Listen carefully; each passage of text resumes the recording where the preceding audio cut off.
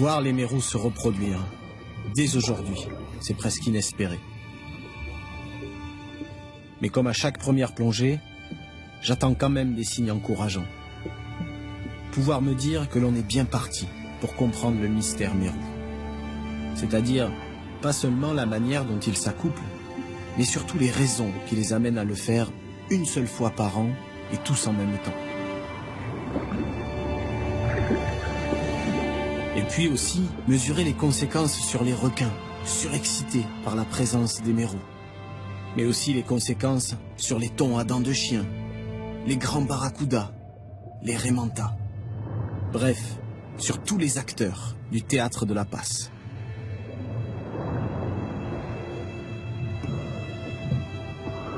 Avec tous ces prédateurs, la passe en forme d'entonnoir est le lieu parfait pour une embuscade. Et pourtant, les mérous s'y précipitent. En fait, ils n'ont pas le choix. Ils viennent chercher le courant. Le seul courant autour de l'atoll, assez puissant pour disséminer leurs œufs dans l'océan, comme le vent emporte le pollen des fleurs dans le ciel. Les mérous sont déjà nombreux.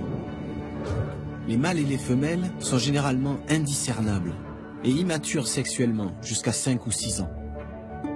Pour ne rien arranger, ils sont hermaphrodites. Les femelles changent de sexe pour devenir des mâles qui vivront plus de 20 ans. Heureusement, certaines attitudes semblent évidentes. Et dès cette première plongée, nous apprenons à distinguer le sexe des mérous. D'un côté, les femelles, qui ont le ventre dilaté par les œufs et qui gardent leur tenue camouflage. De l'autre, les mâles, qui virent au gris pâle et mordent le flanc des femelles.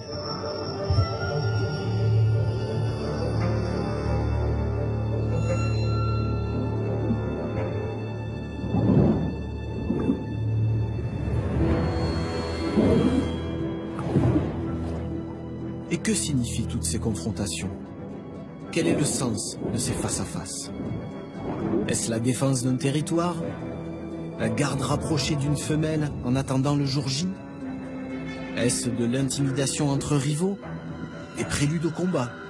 Ou encore une parade de séduction?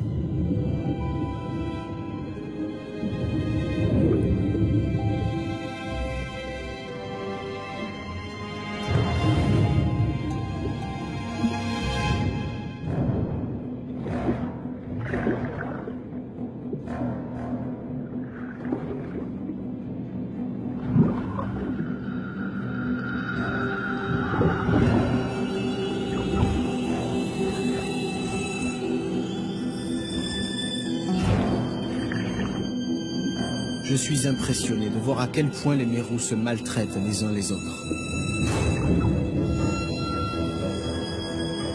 Mais il y a pire. Je m'attarde sur l'un d'entre eux. Ces 2 grandes blessures, c'est la signature d'une attaque de requin. Combien de temps sera-t-il capable de survivre dans cet état? Aura-t-il même une chance de se reproduire?